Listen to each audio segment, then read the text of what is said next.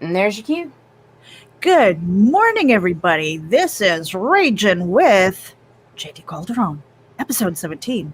We'll be right back after our intro. RAGIN.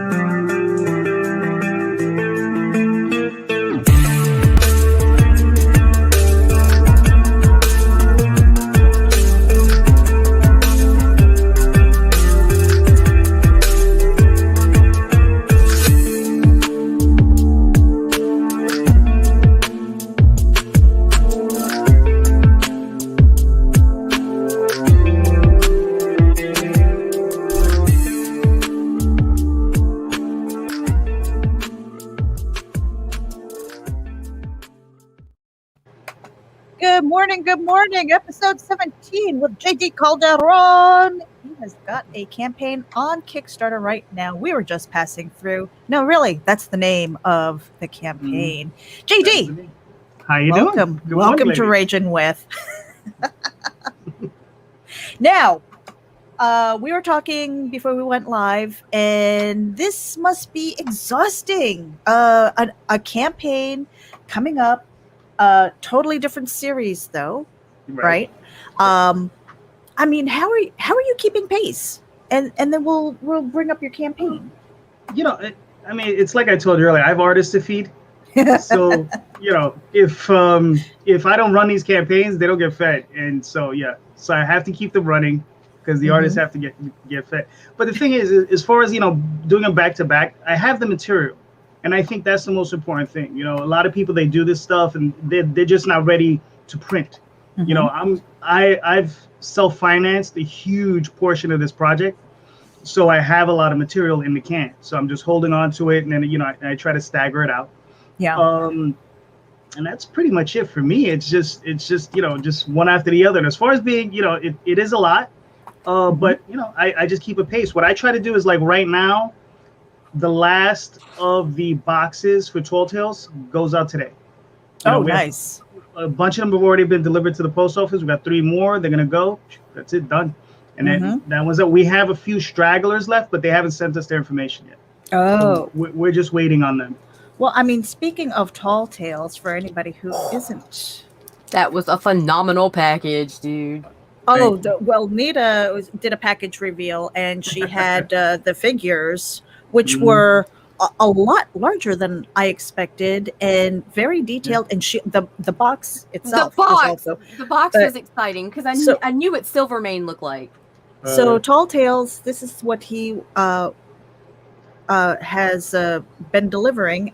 Yes. And I got mine, so I'm really happy about that. Now with the Oswald Chronicles, I'm going to bring this up too and share the screen because we don't know how long we've got you. And honestly, I just heard thunder, so if I disappear, Nita, do not have internet problems.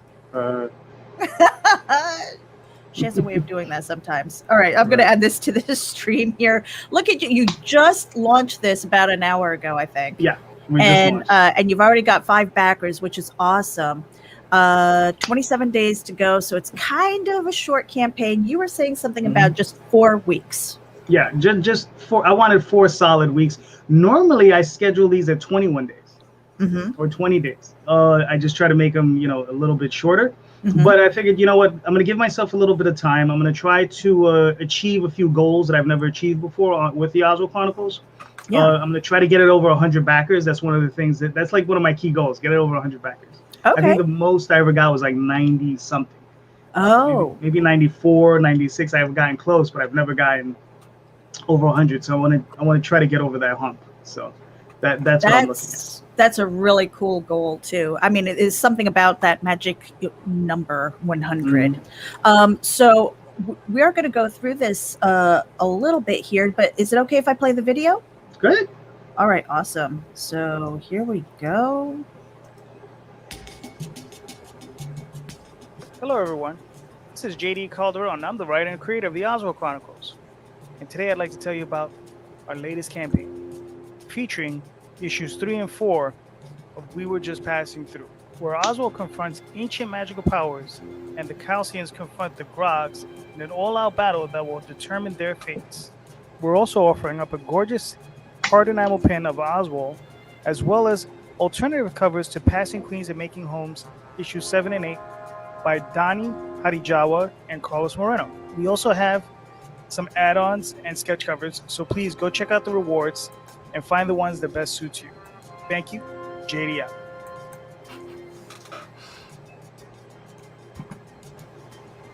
All right, see, I try to keep them nice and short. Short and sweet. Yeah. Now, so now my question is, I guess, because you guys, and specifically the Oswald Chronicles, was new to me this past year. Okay. So I tried to kind of get caught up and stuff like that. So I have like the Oswald Chronicles, Clive's Tale. Right. But I also have right the book. I have A Country Night in New York City, and what my eyes see, I cannot tell. So yeah, I'm trying to get my mouth to work. So now my question, I guess, is this is mostly prose. Yes. And then we have the comic version. Do you borrow heavily? Do you normally script out what you've written into your books, or like what is your process? Well, because this is a lot of story for Clive. Yeah. Okay. Now, originally when I started the Oswald Chronicles, it was all prose, because I was in between comic writing jobs. At the time, I was working professionally as a comic writer, and I said I need something to keep me busy. And I didn't have any artists to work with, so I said, you know what? Let's flex that other muscle and, try to work that sucker out. And, I started writing in prose. And that's where I came up with the Oswald Chronicles, and I just started writing.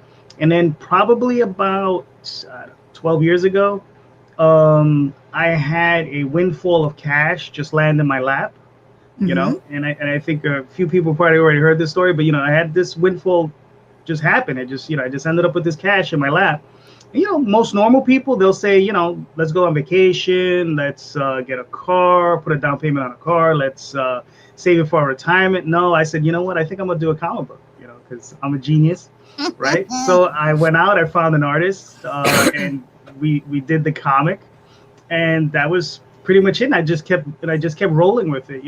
I think that initial fund, right, is a set of money that I'm trying to recycle through.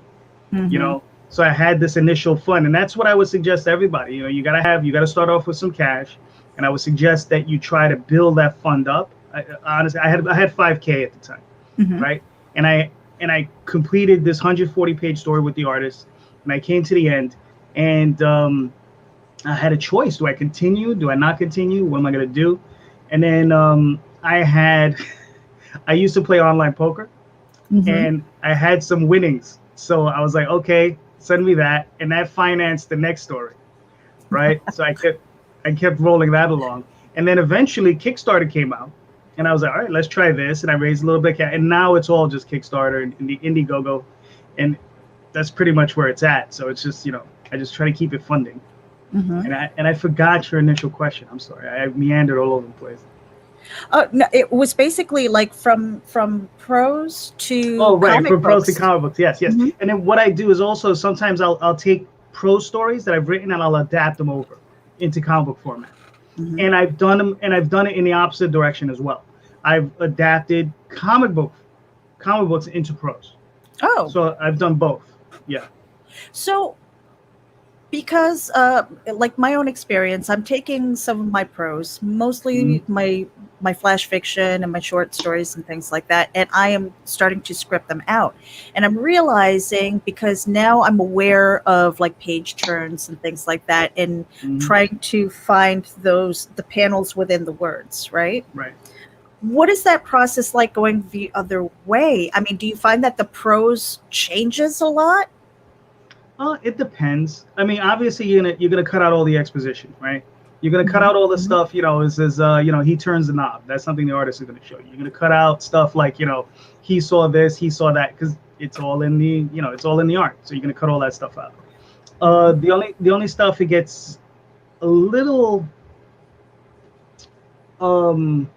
interesting, or even trying, is when I'm trying to, you get into the heads of the characters. The Oswald Chronicles I wrote in the first person, which I know a lot of people say is a big no-no. They don't like that first person stuff, but I actually enjoy it. So, so you're in the character's head, right?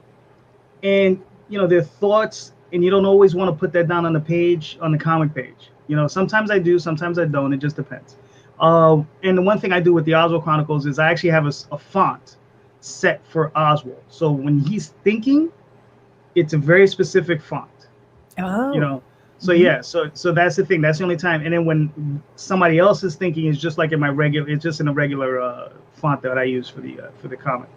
So those are the things I try to delineate. But yeah, but it I don't know if it's challenging. I've been doing it so long, it's second nature.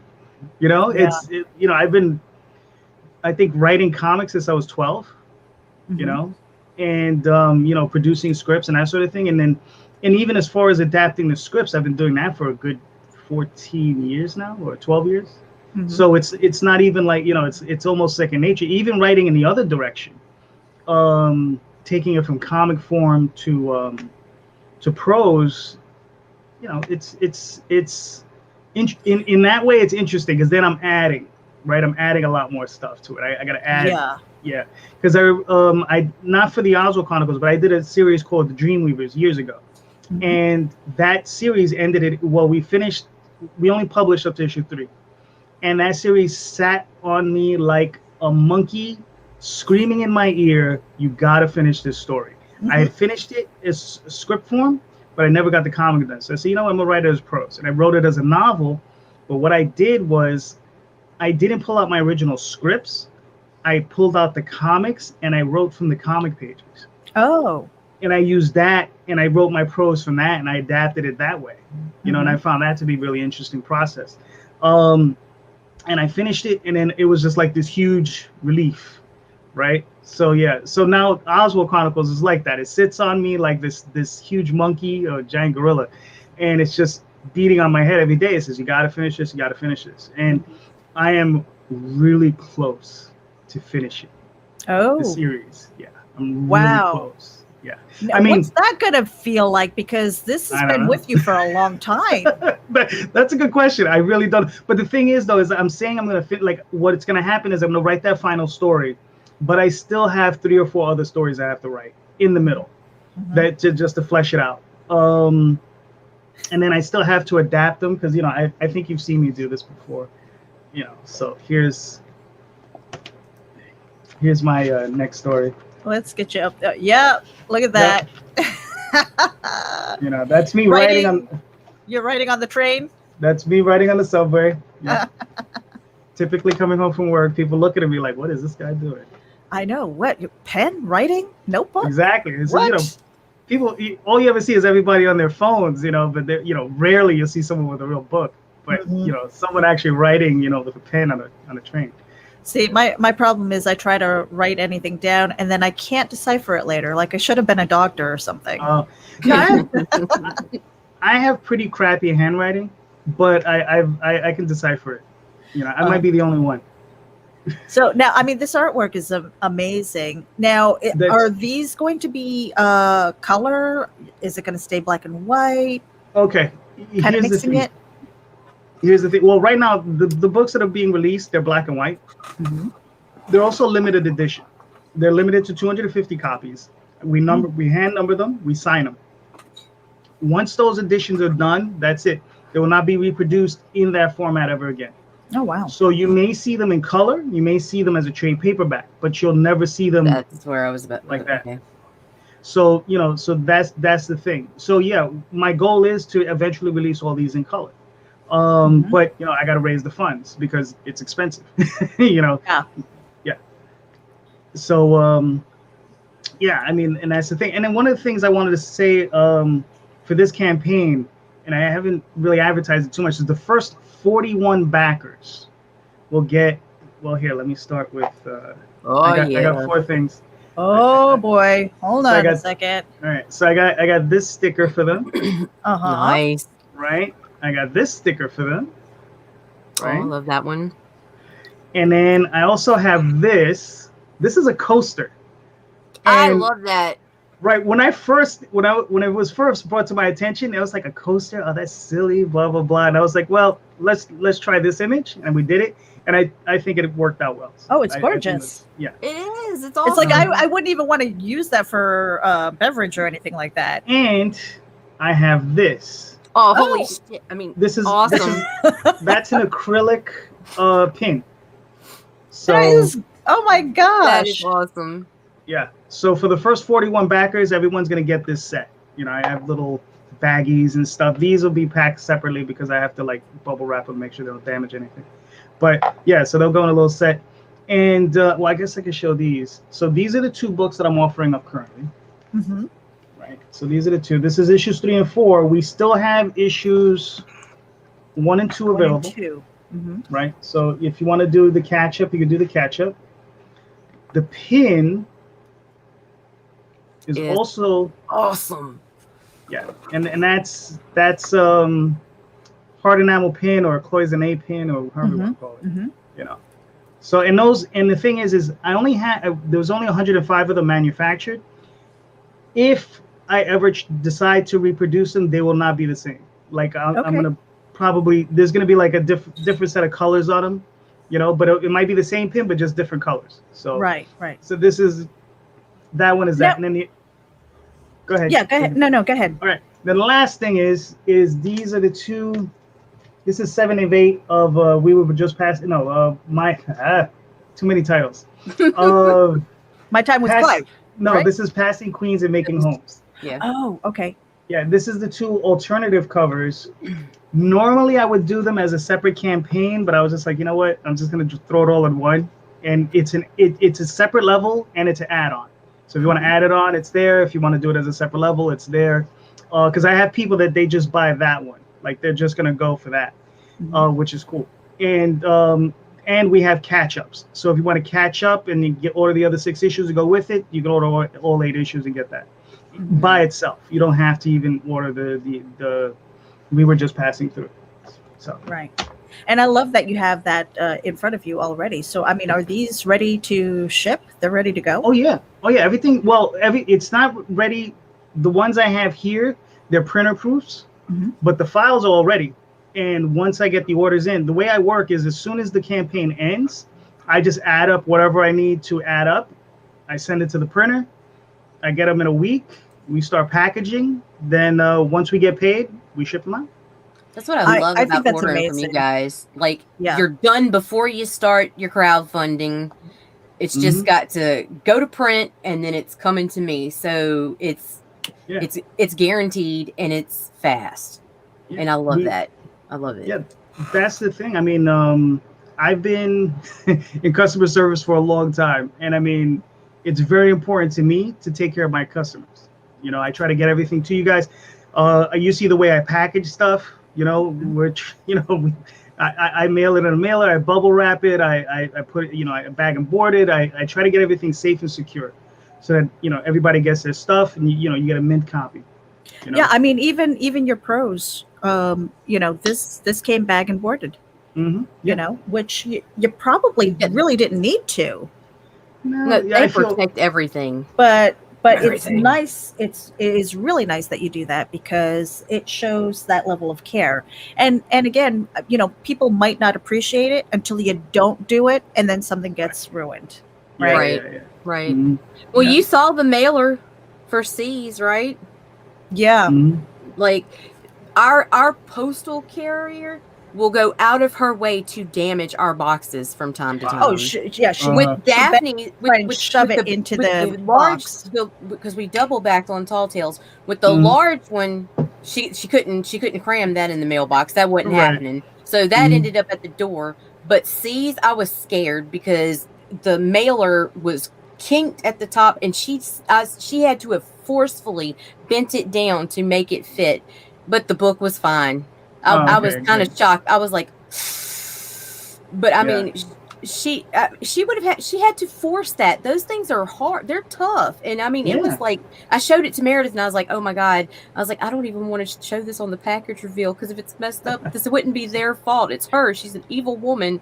Right. But the book was fine. But I think, with her doing that to the mailer, the bubble wrap probably helped a lot with that too. I'm sure. I'm sure. And there are a lot of people who don't include the bubble wrap. No. Well, we're done with that, Husty. We're getting a P.O. box. So. Yeah, sometimes that's for the best. This is my last campaign that'll be coming to my mailing address. After that, we're going P.O. box. I'm done. Nice. Yeah. Now, I just wanted to, for everybody who is tuning in or watching on the replay, in the show description is the link to the Kickstarter. Make sure that you head over there and give it some love. If you can't back it right now, you can hit the share button and share it out with your friends and your network, because that's what we do, And that whole campaign, being that it's a little bit shorter, also doesn't have that lull so much, hopefully, that most campaigns have, where it's like this dead area where you're checking it every day. All right, so since this is day one, how often do you hit that refresh key, or do you just launch it? I'm not looking. It depends. I do it a lot at work, because I'm at work and I'm just bored. I work a very strange job. I'm instructed not to work.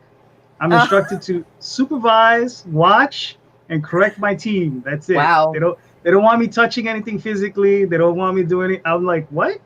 It's a very strange job for me. But I don't have a problem screaming at people. I don't have a problem with, like, you go do that, you go do that. So that's what they like. So that's what I do all day long. So I'm on my phone, checking it. It's almost like a reflex. If I see it come up on my feed, I say, boop, I'll just hit on the button, like a lunatic, and it just happens. But I'll check on it a few times a day. But we will hit a lull. It always happens. With my last Oswald campaign, my goal was, and the goal is still there today, is to make sure that I try to get at least one backer every day. Because you'll sometimes hit a 3-day stretch where you get no backers, and it's just killer. And that's even like throw me $1 so I can buy a cup of coffee, for God's sake. Exactly. It's one of those things where it's just moving that needle just a tiny bit. It helps us as the creators too, and then it helps with our count. Right. So I mean, like right now, not bad. You've got 7 backers, 27 days to go. It's 8 backers. Nice. Oh, yes, it did. There it is. Yes, it did. All right, awesome. And so now, JD, I know that art is not cheap. Right. How do you determine your goals? I mean, is it just, do you? All right, so let me preface this first. There are a lot of people who have their hobbies, right? And hobbies often cost more because of that emotional connection that they have, right?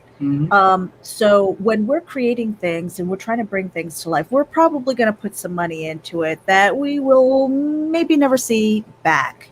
Right. I'm looking at your goal here. It's a $750 goal, which is good, but a lot of that is going towards shipping.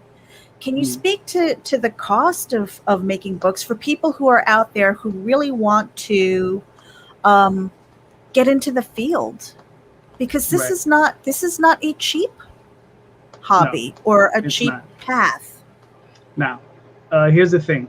If I was to price this at what I actually need, right? My goals would be about $5,000 or $6,000. If I was going to price it at what I was going to produce the books, right? Just for the artwork, it would probably be another 7 or 8. Well, it would probably be about 7 or 8 for everything else. So, like I said, I started off at a very good spot where I had this lump of money just fall on my lap, and then afterwards I just had poker winnings. So I had that cushion. So I was able to produce a lot of material, and then what I'm doing is I'm just rolling that material, right? And what I tell everyone is, as an independent creator, you have it's like, let's say you got an apple, right? And you're starving, right? And you have to get as much out of that apple as you can get out of it. You're gonna take every little bite out of it. So, like I was telling you, I do this in black and white now as a comic. Eventually, we'll see it as a trade paperback in black and white.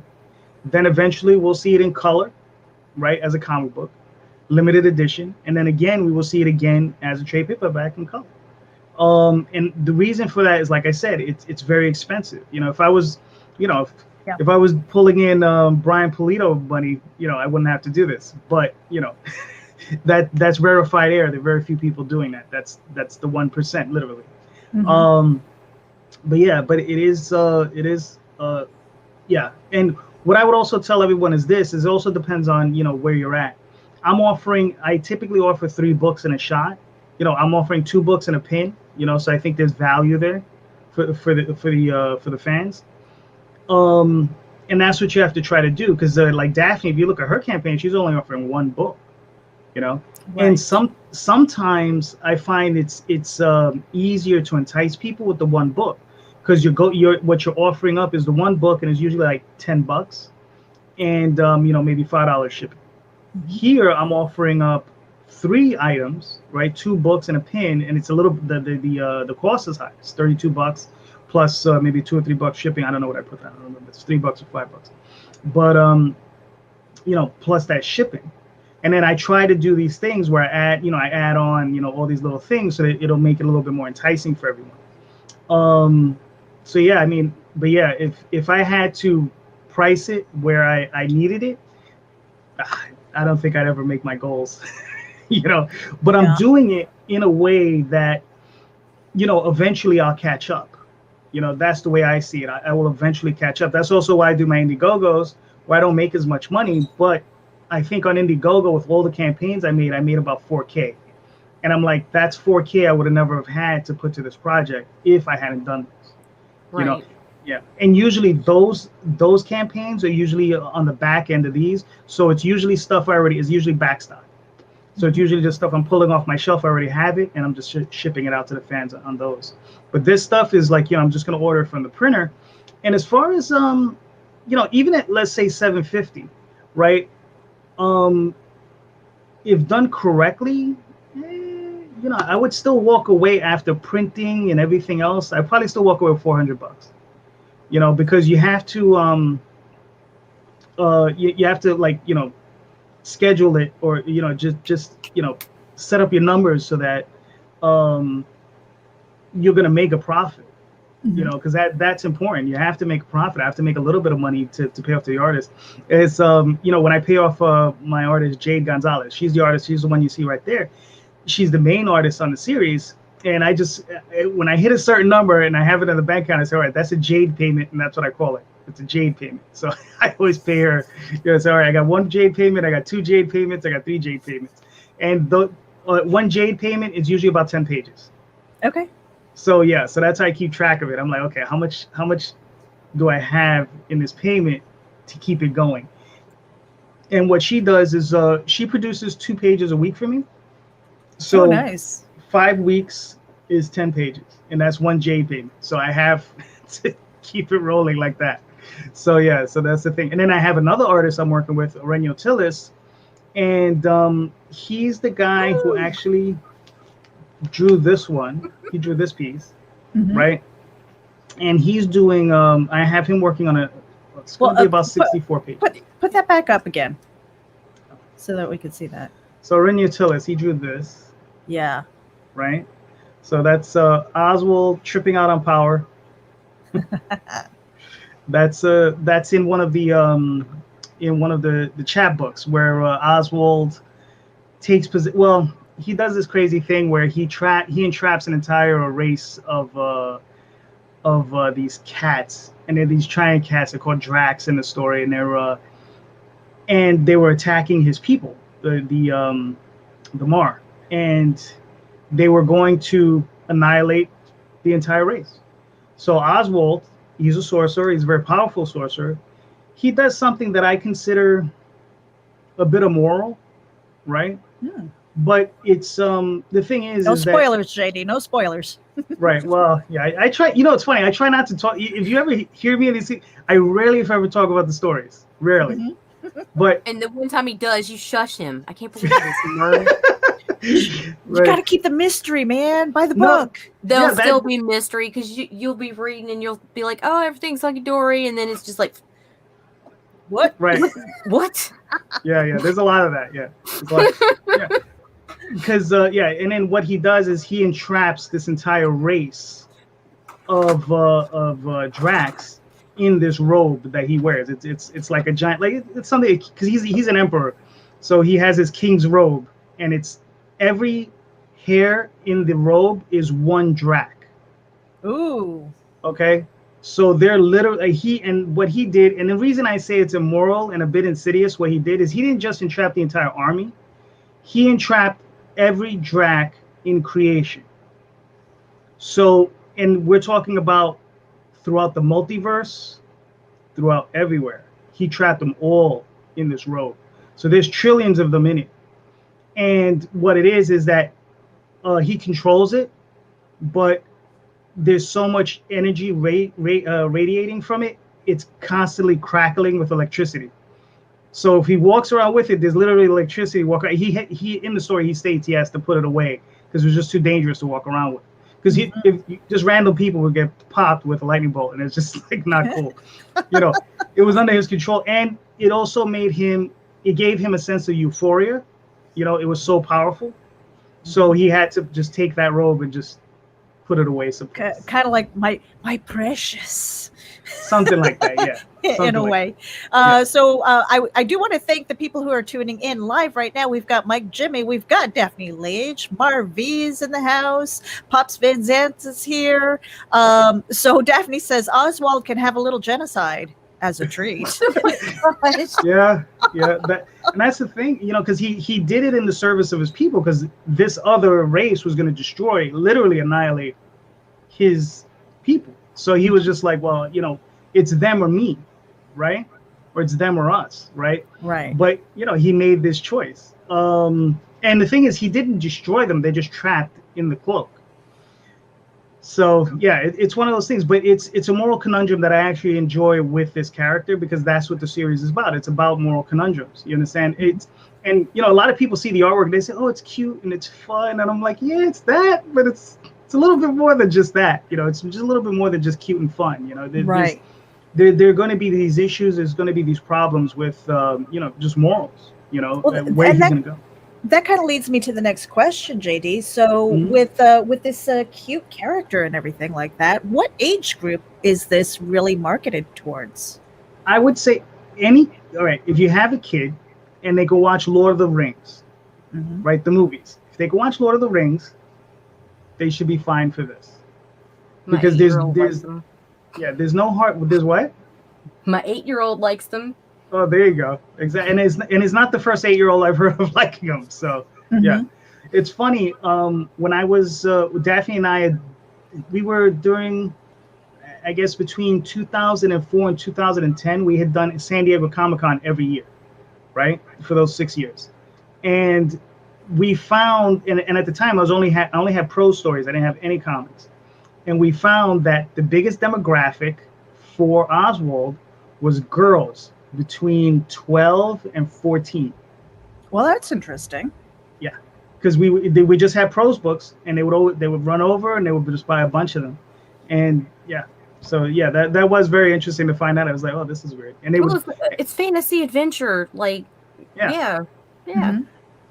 And I had the same group every year run over to the table. They'd be like, you got something new? You got something new?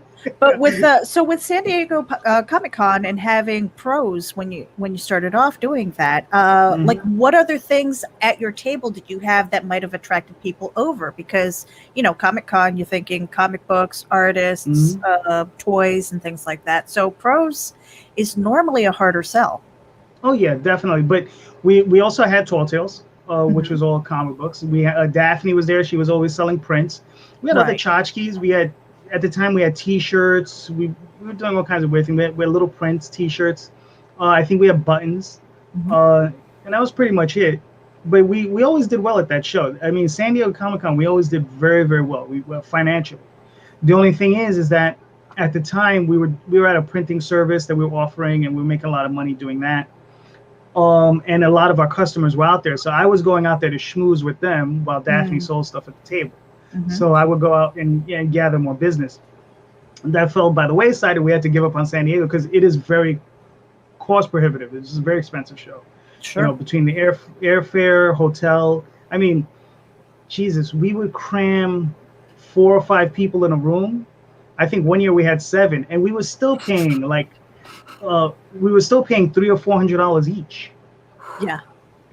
Right. That, I mean, table costs, travel, food. A lot of people forget about the food and the beverages, which is kind of important. But then now you're also bringing your books. Right. Shipping. Because we would ship all our stuff to the hotel and, leave it there. And then sometimes the hotel, depending on the hotel. Yeah. A good hotel won't charge you anything. They'll just hold on to it. These horrible people out there will charge you, I think, anywhere from $10 to $20 per package. Yeah. To receive them to hold on to them. Wow. Yeah. Right. And depending on how many pieces. And we would ship sometimes upwards of 10, 15 pieces. So I was shipping cases of books. We had these trunks filled with banners and all this stuff. So, it was expensive. But it was fun though. Listen, I loved it. It was great. Now, JD, we kind of blew past our half an hour. Are you okay to go a couple more minutes? No, we can keep going. All right, yeah, because we don't want to make you late for work, even though you're just sitting there on your phone, doing lots of nothing. people around. Yeah. I need a job like that, man. What are you talking about? You need it. Okay. I sit here and I work. You're never boss anybody around. So now, tell us about the. You told us about the book, but I want to know if somebody was brand new to the Oswald Chronicles, to Clive's story and things, where would they start? And it might not necessarily be this campaign; it might be something else. Right. So, if you really wanted to start from the beginning, and I have this involved in this campaign, there's a catch-up. It's a add-on, so it's a catch-up add-on. So my first day, that's the very first book that rolls right into Passing Queens Making Homes. Technically, my first day is issue 1 of that series, but technically that's issue 1 of that series, and then Passing Queens, the second issue is the issue 1 to that. But they roll one, like it rolls one right into the other. So it's a one-shot. My first day, that's the very first story. That's just Oswald as a baby, talking about how he grows up, he learns from a young girl named Sally, and what happens to him, and then it rolls right into Passing Queens and Making Homes, where he meets Jones, and he meets his sister, I think it's Alicia, and the adventures they go on together. So and then it explains, like, it shows, like, how he goes from being a very naive young mouse to growing up just a little bit, to learning some lessons that he needs to learn, being exposed to magic, realizing that he has this affinity for magic. The story that's currently runs right after that story, and he's been living on the mall for maybe a month or 2, and again he's learning, and in this story he's exposed to magic, where he's actually learning it. And at the end of the story, you see, exactly what he's learned, and and how he develops into a sorcerer, and then how he's going to learn it. And then the race, the Kalsions, they're the ones that go ahead and teach him, despite the fact of the Fae, or Diane, who you see here, she's right there, his guardian. She really doesn't want him to learn magic because she feels that it will attract forces that will try to attack him, which is what's going to happen eventually, because he has a destiny, he has a goal. The story is finite, but it being finite is saying, like, there might be like 100 issues. I honestly don't know where it's going to end, because when I write these stories, I don't write them as single comics. I write a story, okay, and then I sit down and I don't even sit down and break it down with the artist. I just hand the story to the artist, and I let them break it down, and we'll just go ahead and we'll just break it down that way. So some stories, I've written stories where it's 1 issue, and I've written stories like Passing Queens Making Homes is 7 issues. I try to keep a lot of them at the 4 issue range. But yeah, it vacillates wildly. I guess that speaks to how you communicate with your artist as well, because to have kind of a story arc that maintains that 4 issues, but then communicating with your artist and saying, like if they get a script and things, it's like, this really could use those extra pages and stuff like that. That kind of communication involves a lot of trust, and there's, I guess, some writers who they see the script and stuff like that, and they're like, nope, just this way, and maybe don't give the artist too much leeway as far as that's concerned. Because pages, again, if you are not the artist, those pages cost money, and so at that point you have to make those decisions. How do you do that as far as like making the decision to go, yeah, okay, let's go with these extra pages or another issue to complete this story? What is the motivation behind that? Okay, well, here's the funny thing with that one. I don't, right? I let the artists do what they do. Oh. I have my job. My job is to write the story, make that as compelling as I can make it, and I give it over to them, and they have their job. And their job is to break it down and make that story, tight and compelling. One of the things I don't suffer from is decompressed storytelling. The stories tend to move at a very good clip. That's how I like it. I like them to move forward, very fast. And the artist, well, my main artist, Jay Gonzalez, especially, she certainly conveys that. She gets in there and she really, works those pages. And she's a consummate professional. She knows what she's doing. She's excellent. And I mean, yeah, I don't even, as much praise as I can heap on her as she deserves, because, she's been putting up with me forever. So, but she's fantastic. She knows what she's doing. The new guy that I'm working with, Aurelio Tillis, it's funny because we had, I'd given him a short story.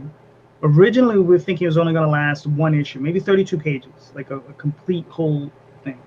He broke it down. It ended up being quite a bit longer, almost double that. And I was just like, wow, that's a bit of a stretch. And but I was just like, we could cut out this, we can compress this if we wanted. And I was just, and in the end, I was like, you know what? No, just do it, right? Because I want to see what comes of it. Because I want to have, just like with Jade, I want to work with this guy more. And the reason I'm doing that is because there's a lot of story, like a lot of story. Like I said, I'm close to finish writing it, but once I have, I don't know, 15, 20 more stories, and each story could be about 4 or 5 issues. I was going to say, you keep saying that you're almost finished. And I'm like, nah, that doesn't sound right. Well, I'm almost done writing it. I'm almost. Like I said, I'm as close as I've ever been. I don't know if I've ever asked you this before, because we've had you on a couple shows between Geek Insider and RAGIN now. How has your writing style changed over the years? And how has that affected your characters? As far as prose, I find myself, like, I've read some of my earlier stuff, and they tend to be a little bit more, I guess, flowery back in the past. Whereas now my stuff tends to be a little bit more direct. When I write prose, it tends to be a little bit more to the point. Whereas back then, I was like, I wouldn't say, I don't think I wrote purple prose, but, I was like just a little more flowery, and I was just like, oh, that's weird. Well, if congratulations, you just went past your goal. Oh, cool. Nice. Thank you. Awesome. Yeah. Keep on going. He's like so chill. Oh, cool. Yeah. Nice. He's got 27 days to go, and he's got an artist to feed. Yeah, I got a couple of artists to feed. Yeah. You know. I'm sorry, JD. Go ahead. Yeah, that's yeah. It's important to me because one of the things is like I said, I was self-financing for a long time. Yeah. And what I'm trying to do now is there was a period, probably about 2 or 3 years ago, I was at like 80 to 90% financed through Kickstarter, right? I'm trying to get that to 100% because that other 10 and 20% I was pulling out of my pocket. You know, I was just like, okay, well, I'll just, pay it, whatever. It would just come out of my pocket. But now I'm just trying to get it so it's at zero, so it'll just pay for itself. And I'm close. I'm real close to that. So we're just trying to keep that. And like I said, now I don't have just one artist. I got 2 artists that I'm trying to feed. So yeah. So it's one of those things. And then I have alternative covers I like to finance sometimes. Sometimes I'll pull that out of my own pocket. So it just depends. I just do a lot of stuff. I like, it's funny. I got my, like a lot of people, I got my stimulus check and I did the button. I did this thing. instead of putting it away. Right. It's just like, saving it for a rainy day. It's like, what else can I buy for my comic? Exactly. Yeah, when we were stimulated, we were like, what are JD and Daphne doing? Oh my goodness. Yeah. Because the thing is, I've always wanted to do one. I've always wanted to do one of these things. It's just like, I gotta do one. And the thing is, Daphne and I have been planning this damn pin for probably like 2 years, maybe longer. And it's just fussing. Like, it's like, I don't know how you guys deal with your stuff creatively, but it's like, I get it. And I'm like, all right, I would look at it and I'm like, oh, okay, so what's the different color combinations we can have on them? Okay, let's do this. All right, so let's blue and red. That doesn't work. All right, how about green and this? Okay, and this and this. And and I have probably about 30 different variations in one folder with all of these different oh my goodness, color schemes. Yeah, and then we just ended up going back to the one the original artist originally used, which is red on red. It's just like, and it was the original scheme that was always there. And it was just like, all right, I guess you just had to see what else was out there before you're like, yeah, that's the right one. Sometimes that happens. It's funny. You got to see it before you commit. Exactly. Yeah, I guess. So again, tell them about the exclusive. Yeah. So for anybody who's tuning in later and watching on the replay. Yeah. So for the first 41 backers, what I have is I have a few giveaways for them. So I got this sticker, which is a vinyl sticker. This one I think is transparent, so it's kind of cool. Right. Oswald, I love that. Me too. And then we have this one, which is Oswald, tripping out on power. Right. And then we also have this, which is a coaster. That's awesome. Yeah, this is cool. And we also have this little guy. And that is an acrylic pin.